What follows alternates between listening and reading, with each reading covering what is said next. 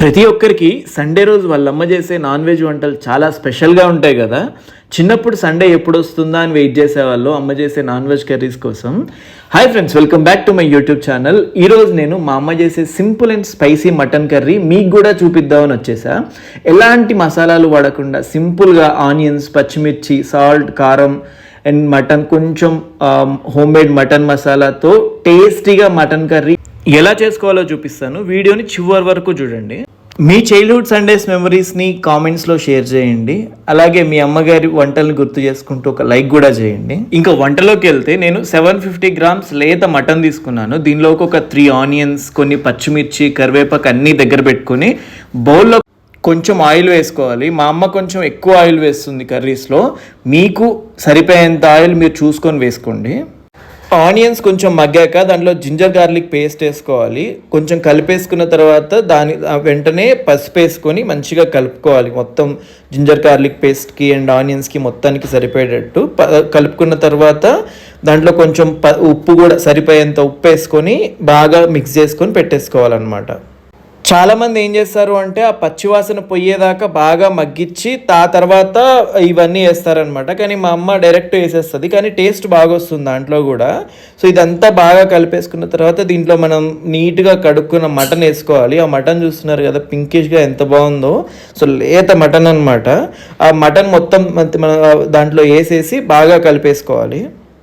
నేను హైదరాబాద్కి వచ్చిన కొత్తలో అప్పుడే జాబ్ స్టార్ట్ అయినప్పుడు లంచ్ టైంలో కానీ డిన్నర్ టైంలో కానీ నా ఫ్రెండ్స్ అనేవాళ్ళు, అబ్బా ఈ హోమ్ ఫుడ్ తినలేకపోతున్నాం అని.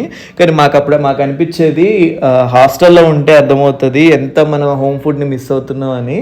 సో నేను హైదరాబాద్ నుంచి మా హోమ్ టౌన్కి వెళ్ళగానే ఫస్ట్ మా అమ్మతో చికెన్ కానీ మటన్ కానీ మంచిగా చేయించుకొని తినేవాడిని. ఈ స్ట్రగుల్స్ అన్నీ హాస్టల్లో ఉండే వాళ్ళకి బాగా అర్థమవుతాయి. ఒకవేళ మీరు హాస్టల్లో ఉంటూ మీ హోమ్ ఫుడ్ని మిస్ అవుతూ ఉంటే కామెంట్ చేయండి. మీ అమ్మ మీకు ఎలాంటి వంటలు చేసి పెడుతుందో మీరు ఇంటికి వెళ్ళినప్పుడు. మనం ఈ స్టైల్లో చేస్తే మటన్ కర్రీ అయిపోవడానికి మనకి 15 to 20 minutes టైం కూడా పట్టదు, చాలా తొందరగా అయిపోతుంది. మీరు అనొచ్చు ఇంత తక్కువ టైంలో మటన్ ఉడుకుతుందా అని, కానీ మీరు ఒకసారి ట్రై చేసి చూడండి, ఇట్లా మీకే అర్థమవుతుంది. అండ్ కారం కూడా మా అమ్మ ఈ గొడ్డు కారం వేయకుండా కూర కారం అంటారు, సాంబార్ కారం అని కూడా అంటారు దాన్ని, ఆ కారంతో చేస్తుందన్నమాట కర్రీస్. ఈ కారంతో వచ్చే టేస్ట్ మామూలుగా ఉండదు. ఒక్కసారి మీరు ఎప్పుడు ట్రై చేసి ఉండకపోతే ఈసారి ట్రై చేయండి. ఈ కారాన్ని చాలా బాగుంటుంది. ఈ కారంతో కర్రీస్ మాత్రం.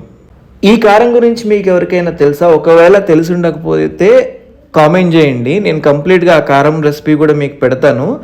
కర్రీస్ మాత్రం ఈ కారంతో చేసుకుంటే టేస్ట్ వేరే లెవెల్ ఉంటాయన్నమాట. అండ్ కర్రీస్ అనే కాదు, ఉత్తికి ఈ కారం అన్నంలో వేసుకొని కూడా నెయ్యి వేసుకొని తినేయచ్చు, చాలా బాగుంటుంది. సో ఇప్పుడు మనం కారం వేసుకున్న తర్వాత దాన్ని కలిపేసుకొని వాటర్ కూడా పోసుకోవాలి, తగినన్ని వాటర్. మనకి కర్రీని బట్టి వాటర్ పోసేసుకొని ఇంకా మనం మూత పెట్టేస్తే అదే ఉడికేస్తుంది అనమాట. ఒక 5-10 minutesలో మనకి కంప్లీట్గా కర్రీ రెడీ అయిపోతుంది.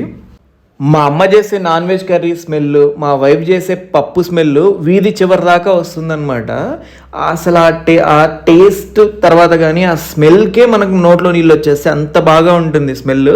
అండ్ టేస్ట్ కూడా టేస్ట్ కూడా చాలా బాగుంటుంది అనమాట. ఇప్పుడు మన మటన్ బాగా ఉడికిన తర్వాత మన హోమ్ మేడ్ మటన్ మసాలా అయితే మనం కర్రీలో వేసుకోవాలి. సో ఎవరికైనా ఈ home made mutton masala recipe కావాలి అంటే కామెంట్ చేయండి. నేను ఖచ్చితంగా ఈ home made mutton masala recipe కూడా అందరికి ఇస్తాను. జస్ట్ 15 minutesలో ఈ మటన్ కర్రీ అయితే అయిపోయింది. కర్రీ అయిపోగానే దాని మీద కొంచెం అట్లా కొత్తిమీర వేసేసి కొంచెంసేపు మూత పెట్టేస్తే ఆ కొత్తిమీర మటన్ టేస్ట్ వేరే లెవెల్ ఉంటుంది.